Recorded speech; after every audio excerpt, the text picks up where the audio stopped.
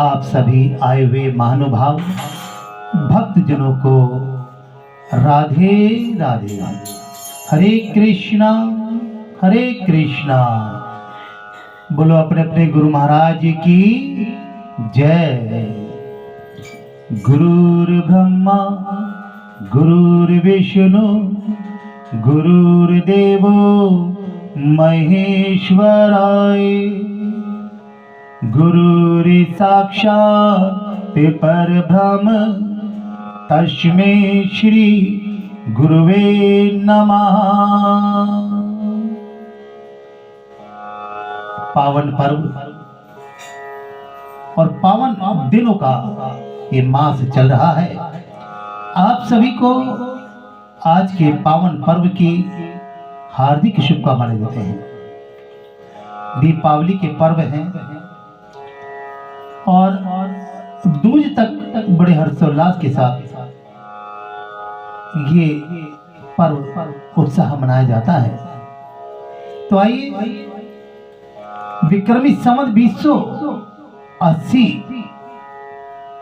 के कार्तिक मास के अगली कथा के ऊपर ध्यान आकर्षित करते हैं और सभी सात जनों को दीपावली से लेकर गोवर्धन पूजा तक आपको मंगल कामना करते हैं।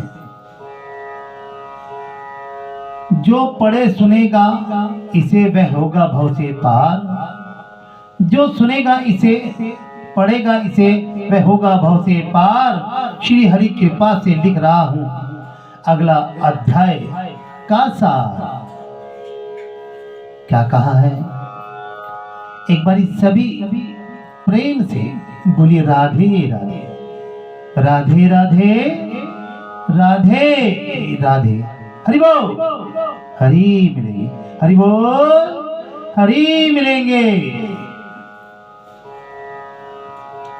राजा पृथु ने बोले कि हे श्रेष्ठ मुनि नारद जी, आपने कार्तिक मास के व्रत में जो तुलसी की जड़ में भगवान विष्णु का निवास बताकर उस स्थान की मिट्टी का पूजन करना बतलाया है। अतः मैं तुलसी जी के महात्म्य को सुनना चाहता हूँ। आज रविवार है और तुलसी जी का यहाँ से आगमन चर्चाओं में कथाओं में पृथु राजा नारद जी से पूछ रहे हैं। तो कल तुलसी जी का हम आपको दर्शन भी कराएंगे। तुलसी कहाँ और कैसे उत्पन्न हुई ये बताने की कृपा करें। नारद जी ने कहा, राजन आप सावधान होकर तुलसी जी की महत्ता तथा उनके जन्म का प्राचीन इतिहास सुनिए।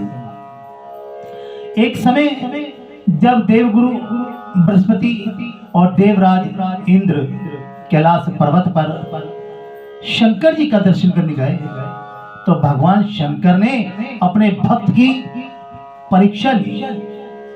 उन जटाधारी दिगंबर ने उनके मार्ग में अवरुद्ध डाला। यद्यपि वे तेजस्वी शांत लंबी भुजा और चौड़ी छाती वाले गोर वर्ण अपने विशाल नेत्रों से युक्त तथा सिर पर जटाधारी वैसे ही बैठे थे, तथापि उन भगवान शंकर को ना पहचान कर इंद्र ने उनका नाम धाम आदि परिचय पूछा और कहा कि शंकर जी अपने स्थान पर हैं या कहीं हैं। इस पर उस तपस्वी ने कुछ ना कहा, परंतु त्रिलोकीनाथ के ऐश्वर्य से गर्वित होकर इंद्र कब चुप रहते। उन्होंने क्रोध में उनके ऐश्वर्य की जो प्रबल थे वो कहीं पर भी कुछ भी बोल दिया करते हैं। क्रोध कर तपस्वी से घुड़क कर कहा, अरे मैं पूछता हूं तो उत्तर क्यों नहीं देता? मैं अभी तुझे वज्र मारता हूं। इंद्र ने कहा, तो देखता हूं तुझ दुर्मति की रक्षा कौन करेगा। ऐसे क्रुद्ध होकर इंद्र ने ज्यों ही उस दिगंबर पर मारने को हाथ उठाया, वज्र लिया, तो ही भगवान शंकर ने वज्र सहित इंद्र का हाथ स्तंभित कर दिया और विकराल नेत्र कर भगवान शंकर ने उसे देखा। त्यों ही ऐसा विदित हुआ मानो वह दिगंबर प्रज्वलित होता है और तेज से जला देगा। त्यों ही ऐसा विदित हुआ। क्रोध और दुख का अंत ना रहा, परंतु ज्यों ही बृहस्पति जी ने पुरुष को प्रज्वलित देखा, तो ही अपनी बुद्धि से उसको शंकर भगवान जानकर प्रणाम किया। शंकर भगवान जानकर प्रणाम किया और दंडवत कर बहुत सी स्तुति भी की। इंद्र ने भी शंकर से कहा, हे दीनानाथ, हे महादेव, आप अपना क्रोध रोककर इंद्र के अपराध को क्षमा कीजिए, इंद्र के अपराध को क्षमा कीजिए। बृहस्पति के वचन सुनकर महेश्वर गंभीर वाणी में उनसे बोले, मैं अपने नेत्रों से निकाले हुए क्रोध को कैसे रोकूं? तब बृहस्पति ने कहा, भगवान पहले रख दिया करो, भगवान भक्तों पर दया करनी चाहिए। आप इतना भक्त वत्सल नाम सार्थक कीजिए, आप अपने इस तेज को कहीं और स्थापित कीजिए, इंद्र का उद्धार कीजिए। तब भगवान शंकर ने गुरु बृहस्पति से कहा, मैं तुम्हारी स्तुति से प्रसन्न हूं, जो तुमने इंद्र को जीवन दान दिलवाया है। मैं विश्वास करता हूं कि मेरे नेत्रों की अग्नि अब इंद्र को पीड़ित ना करेगी। जो तेज आंखों से निकला था, वो तेज इसको पीड़ित नहीं करेगा। बृहस्पति से ऐसा कहकर भगवान शंकर ने अपने माथे से निकाले हुए अग्नि में तेज को अपने हाथ में लेकर क्षीर सागर में डाल दिया। फिर लीलाधारी भगवान अंतर ध्यान हो गए। इस प्रकार जिसको जो जानने की इच्छा थी, उसे जानकर इंद्र और बृहस्पति अपने स्थान को चले गए।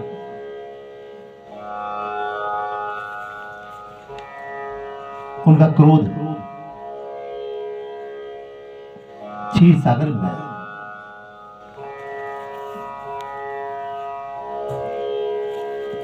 मायापति नारायण के चरणों में शीश नवाए, मायापति नारायण के चरणों में शीश नवाए।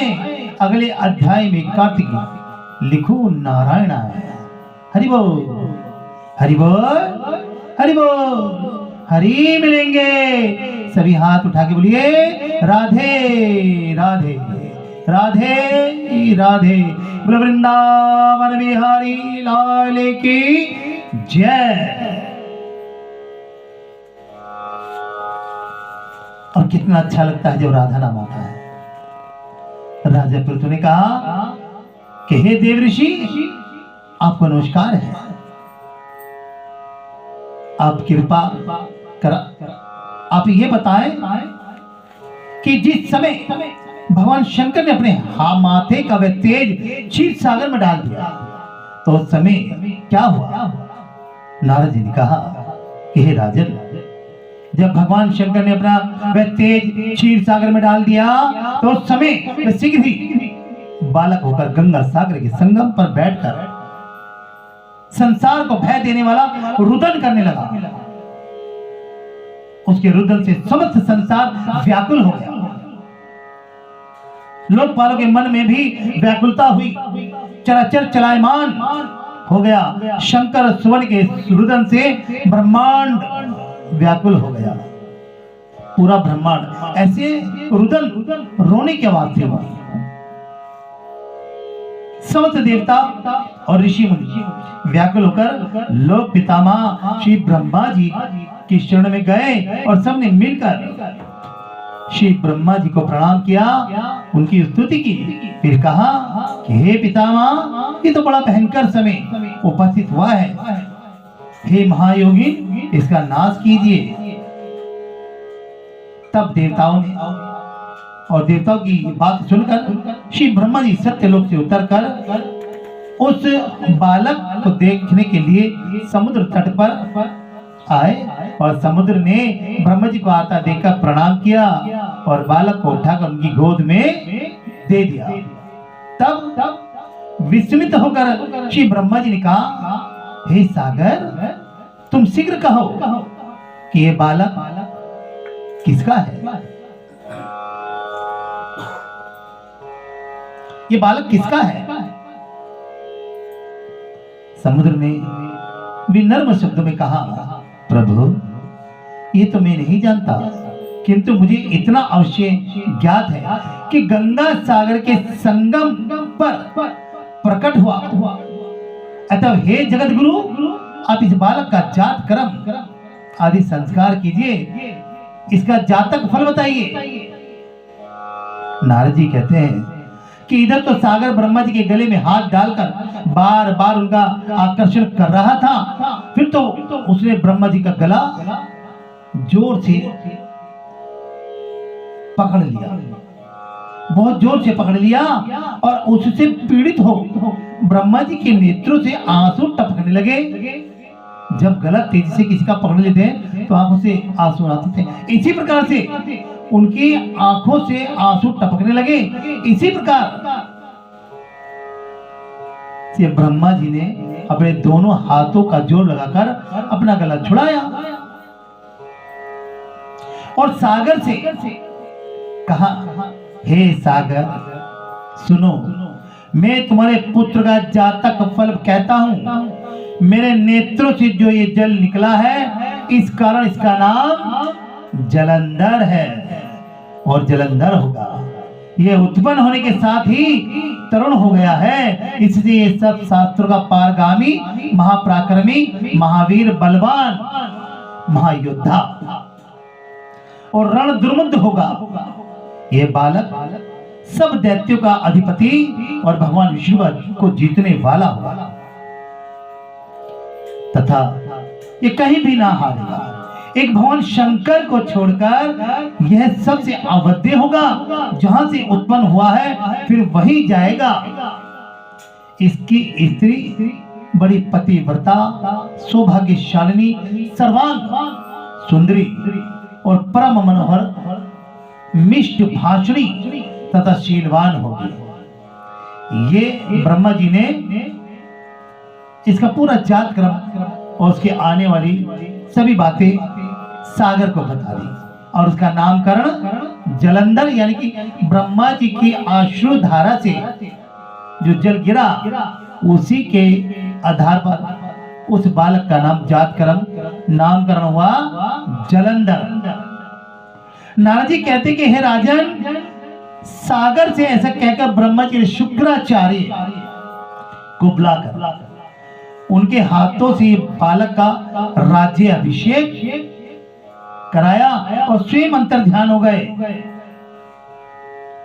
फिर तो बालक को देखकर सागर बड़ा ही प्रसन्न हुआ और घर आ गए। कितने ही उपाय से उनका पालन कर उसको पुष्ट किया। फिर कालनेमि नामक असुर को बुलाकर उसका वृंदा नाम की कन्या से सविधि विवाह करवा दिया। इस विवाह में बड़ा उत्सव हुआ। श्री शुक्राचार्य के प्रभाव से स्त्री सहित जलंधर दैत्य पर राज्य करने लगे। यहाँ से जो वृंदा है और जलंधर है, यहाँ से कार्तिक की महत्वपूर्णता प्रारंभ होती है। यहाँ से कार्तिक में जो तुलसी का महत्व और जलंधर की जो अंतिम यात्रा का विवरण आएगा वो यहाँ से प्रारंभ हो जाता है कि उसे निष्कंटक राज्य शुरू हुआ, अभिषेक हुआ और वो दैत्यों के ऊपर अपने अधिपति बने और शुक्राचार्य उनके गुरु के रूप में उनका राज्याभिषेक कराया गया।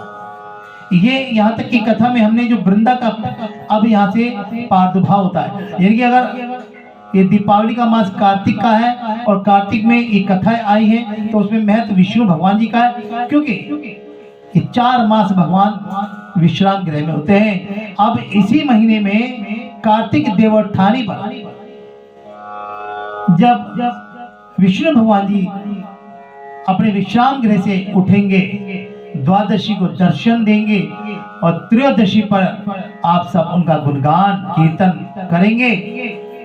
तभी से इसकी महत्ता और बढ़ जाती है और उसी की महत्ता में तुलसी नाम पड़ता है उस वृंदा का।